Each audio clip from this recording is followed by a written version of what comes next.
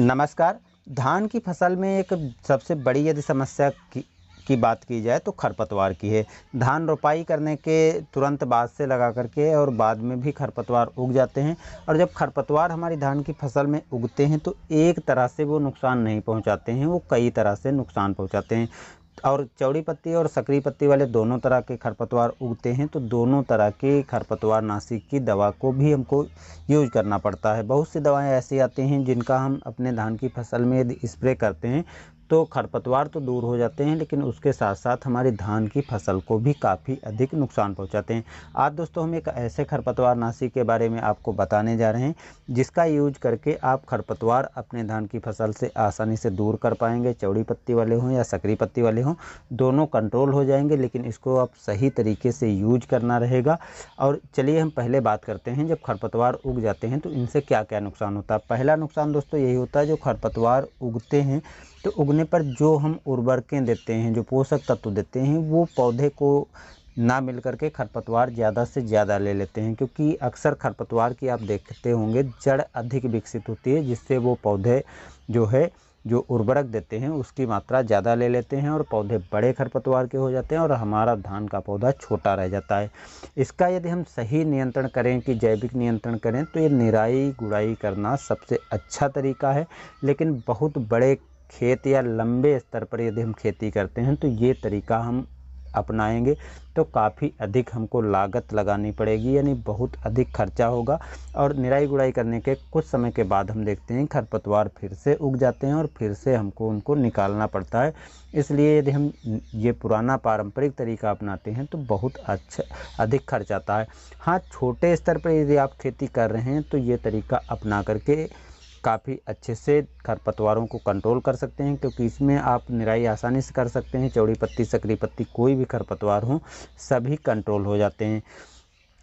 खरपतवार यदि उग जाते हैं तो दूसरा नुकसान ये है कि खरपतवार जो हैं अधिक उर्वरक की मात्रा अवशोषित कर लेते हैं, जिसके कारण जो हमारा पौधा होता है वो कमज़ोर रह जाता है। कमज़ोर रहने के बाद जो है उसमें कल्ले आदि का फुटाव कम होता है, जिससे उसका इतनी अच्छे से विकास नहीं होता। ये कह सकते हैं कि विकास रुक जाता है। दूसरी तरफ दोस्तों एक और नुकसान होता है, यदि हमारे खेत में खरपतवार अधिक होते हैं तो उसमें कीड़े जो हमारे धान की फसल को नुकसान पहुंचाते हैं वो उसी को अपना घर बना लेते हैं और धान की फसल को काफ़ी अधिक नुकसान पहुंचाते हैं, यानी कीट लगने का भी खतरा अधिक बन जाता है।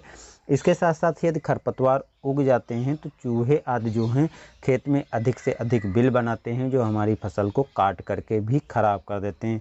तो ये ढेर सारे नुकसान होते हैं यदि खरपतवार हमारे खेत में उगे रहते हैं। चलिए हम इसको कैसे कंट्रोल कर सकते हैं इस पर बात कर लेते हैं, लेकिन उसके पहले दोस्तों बताना चाहेंगे यदि चैनल पर नए हैं तो सब्सक्राइब करके बेल आइकन ज़रूर दबा देना, आने वाली वीडियो भी आपको देखने को मिलती रहेगी। दोस्तों इस दवा का नाम है बिस्पायरिबैक सोडियम। ये 10% SC की मात्रा में आती है। काफ़ी अच्छी दवा है, क्योंकि ये दवा एक ऐसी है जो चौड़ी पत्ती वाले और सकरी पत्ती वाले दोनों तरह के हमारे धान की फसल में जो खरपतवार उगते हैं आसानी से उनको कंट्रोल कर लेती है, यानी मार देती है। लेकिन इस दवा का यूज करने में आपको कुछ सावधानियां बरतनी है। एक सावधानी ये बरतनी है, जब भी आप इस दवा का यूज करें यानी अपने खेत में देने जा रहे हों तब खेत में पानी नहीं भरा होना चाहिए। पानी यदि भरा है तो उसको निकाल दें। निकालने के बाद ही इस दवा को आपको डालना है। डालने की मात्रा यदि खरपतवार अधिक उगे हैं तो आपको 100 ml मात्रा प्रति एकड़ देनी रहेगी। यदि खरपतवार कम है तो आप 80 ml मात्रा ले सकते हैं। दूसरी चीज़ आपको ध्यान रखना है कि ये दवा तभी अच्छे से खरपतवारों पर कंट्रोल करती है जब आपके खेत में जो खरपतवार हैं वो 3 से 5 पत्तियों के बीच में होते हैं।